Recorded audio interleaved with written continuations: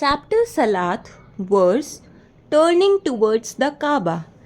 Once our senses and spirit are in alignment with God, we then turn our faces toward the direction, Qibla, of the center of monotheism on earth, known in the Muslim world as the Kaaba. The Kaaba, which is also known as the House of God, is a cube shaped structure covered in a black cloth in the holy city of Mecca. It is believed to be the first place of worship on earth, established by Adam salam and Eve salam, then re-established in the name of Allah by the father of monotheism, Prophet Abraham salam. However, the Kaaba is not seen as the actual physical house of God because Allah has no form and is beyond space and time. We are called to turn to a single geographical point in prayer in order to unify the community of believers. When every Muslim on earth from every continent and country prays toward a single point, it transforms the entire earth into one big prayer mat. The Kaaba is in the middle of the world. All faces turn toward it. Take it away. See, each is worshipping the soul of each. Sums Tabrizi, Rumi's spiritual guide. Like the angels were commanded to bow at the feet of Adam salam, we do not bow to the physical form. We bow to the signature of God, to the divine fingerprints left upon every spirit of man. We bow to the fragrance of Allah's breath that brings to life everything it touches. The Kaaba represents the human heart.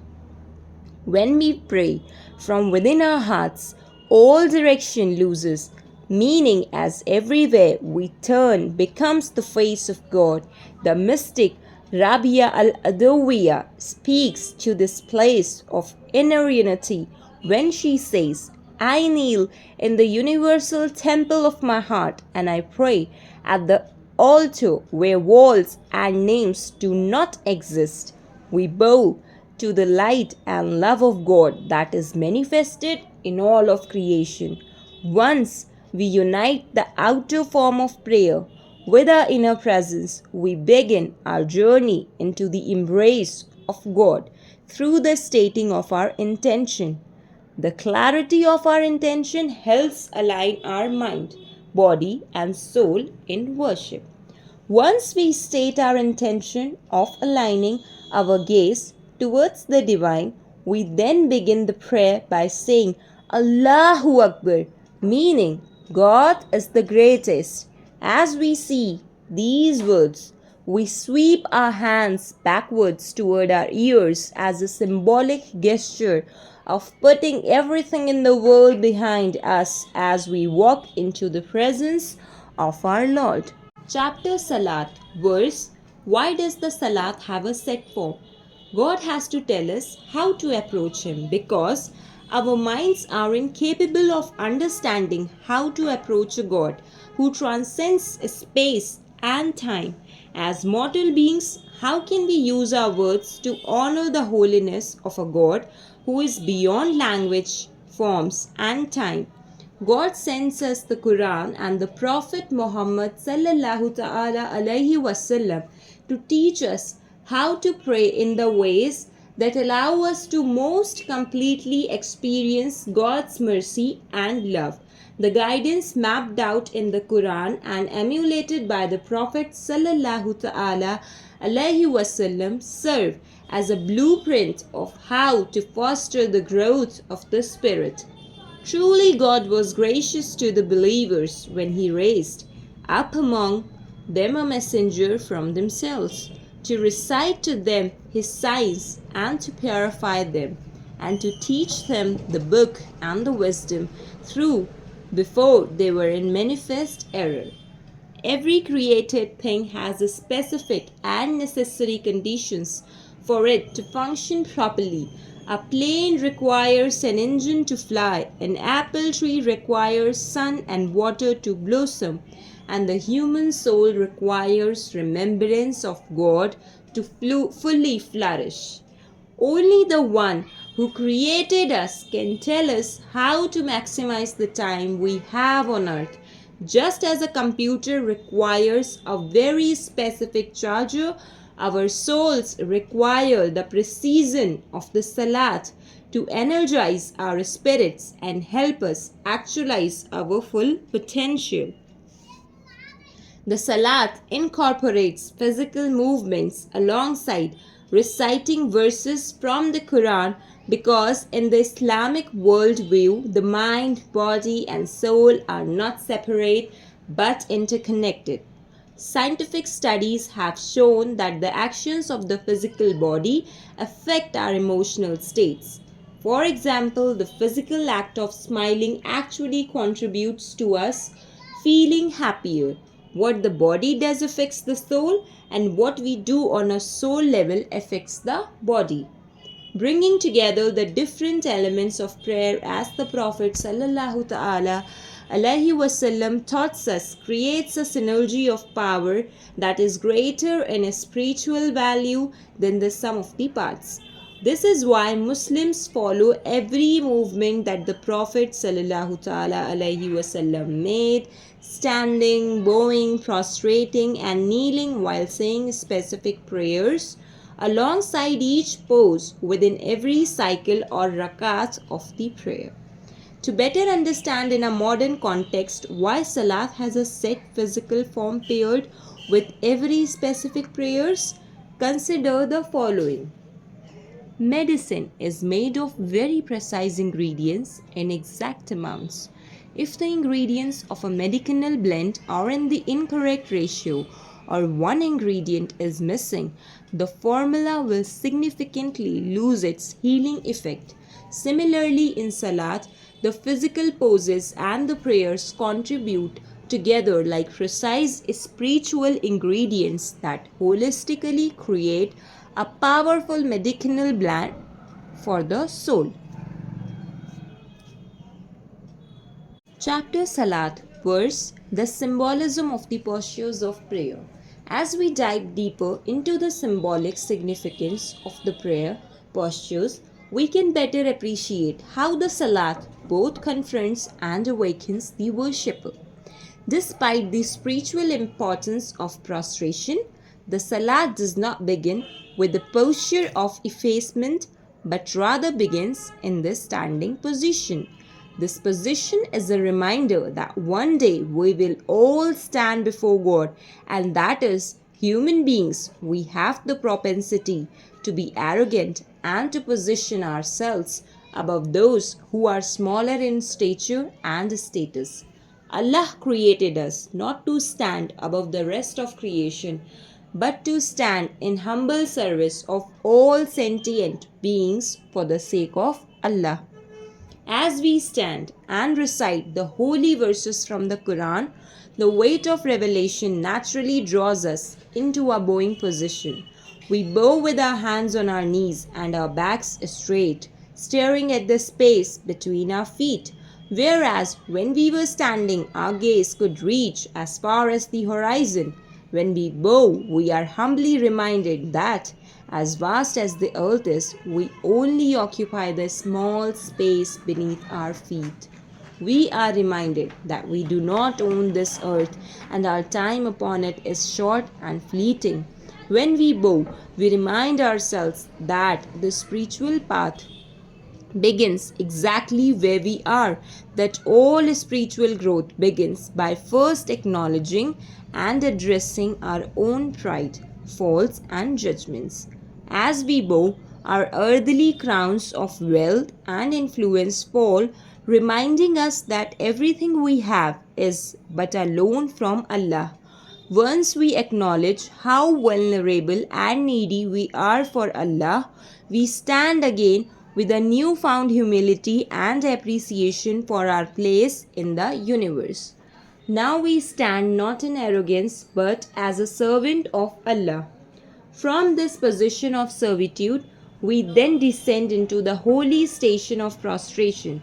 The first time we prostrate and put our head upon the earth, we are humbly reminded that we come from the very dirt we walk upon. With our heads pressed upon the ground, we are reminded that had Allah not blown His breath into us, we would be nothing but dead earth, void of life and consciousness. From here, from our lowest depths, from the very soil of our humble creation, the seeds of true sincerity and faith begin to blossom.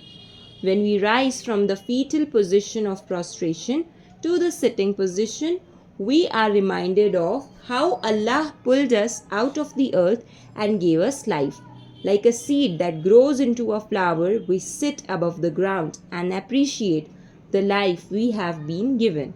And just as every flower will eventually wilt and give her petals to the earth that once nurtured her into being, we return to the earth for our second prostration. Where the first prostration represented our creation through the earth, the second prostration represents our return to the earth through death. Although the second prostration symbolizes the end of our earthly life, it is not the end of the Salat. After this prostration, we then rise into the second cycle, rakat, of prayer by returning to the standing position. We stand again as a reminder that death is not our end, but that one day we all be resurrected from our graves and called to stand before God to answer for the choices that we made. Although on earth injustice may prevail, on the day of judgment all wrongs will be made right.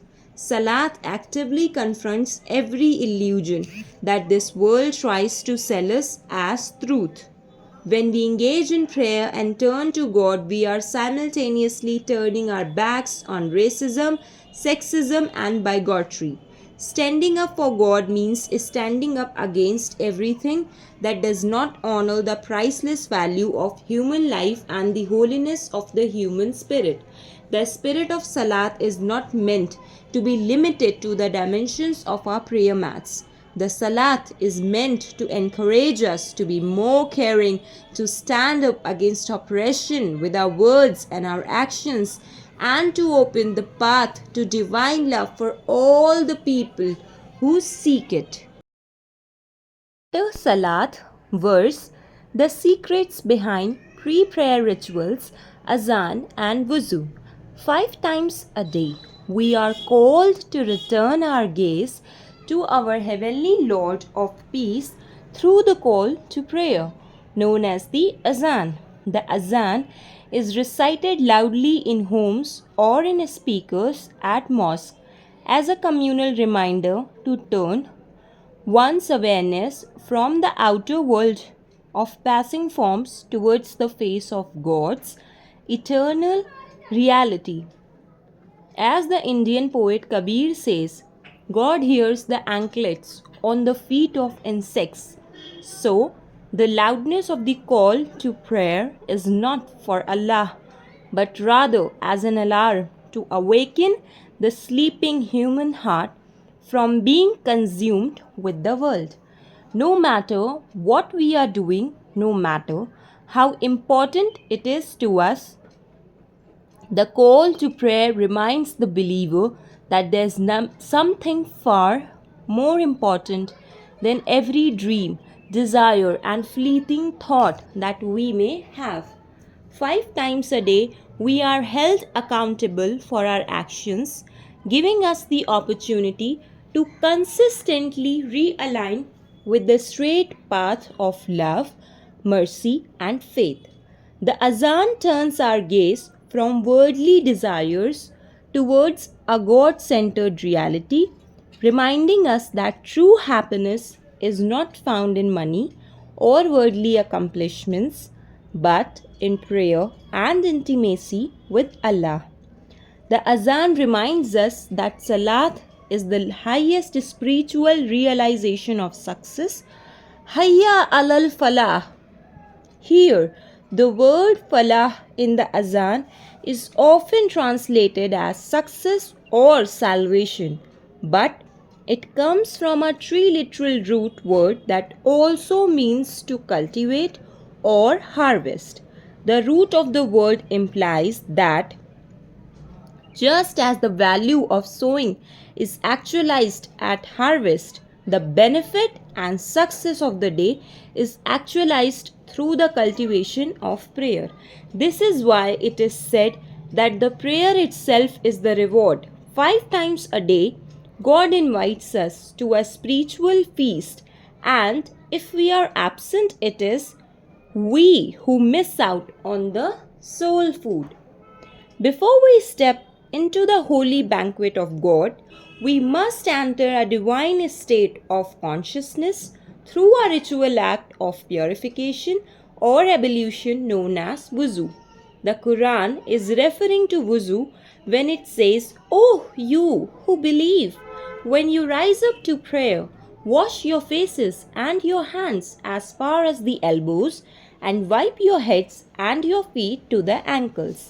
Wuzu consists of using water as a symbol of purifying our body from all the sins they may have committed and the idols we may have placed before God through the very blessings God has given to us. The Prophet Muhammad sallallahu ta'ala alaihi wasallam confirms this claim by saying that when a believer engages in wudu, the sins of his limbs are cleansed away with every last drop of water until he emerges purified from sin. The Quran states that everything is created from water. So when we do the wuzu, we are symbolically washing away our existence with the water of the truth.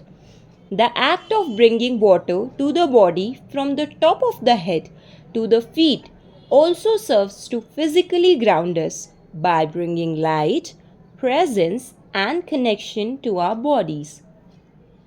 In fact, the word wudu is closely related to the Arabic word wadua, which means brightness and illumination, implying that when we engage in wuzu, we are illuminating our limbs and awakening our senses to the divine presence that is reflected everywhere. The Prophet Muhammad sallallahu ta'ala alaihi wasallam said, "The key to prayer is wuzu." Wuzu is not just a physical purification, but also a spiritual cleansing and perfuming of the soul as preparation for entering into the King's court. Wuzu is like a pre-prayer meditation that step by step shifts our awareness from the outer world to the inner realms of the soul, cleansing the mind and heart from anything other than Allah.